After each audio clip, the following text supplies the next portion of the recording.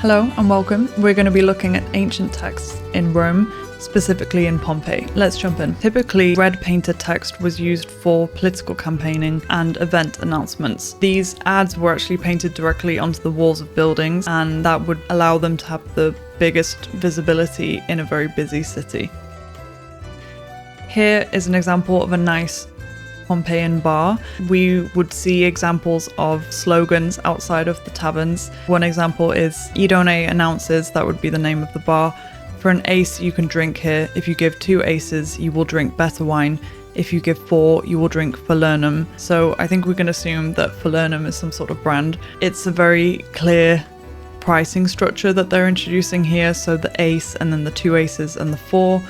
To passerby, they can quickly see which is the better quality product. They're trying to kind of upsell you, so if you really want the best quality, you can just give a little bit more money and it's going to be better wine overall.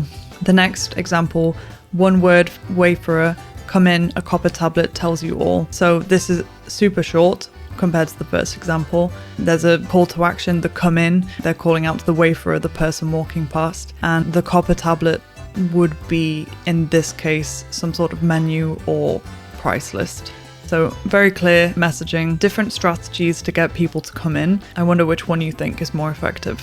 Gladiators and gladiatorial games were very big in the Roman times. On the left here is some sort of example of a poster that might have been found to advertise some sort of combat.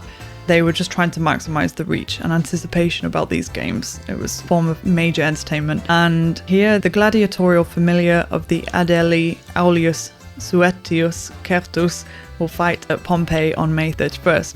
There will be a venatio, which is a wild beast hunt, and also awnings. At first glance, it just seems very descriptive, but really they're just highlighting the selling points of this game. They're defining when it's going to take place. They can build anticipation, and the wild beast hunt would be some sort of exciting spectacle. And the awnings in the picture here, they're these kind of like sails providing shade basically for the viewers, and so the awnings here is the selling point because it's for the spectator comfort, kind of managing that hot Italian sun.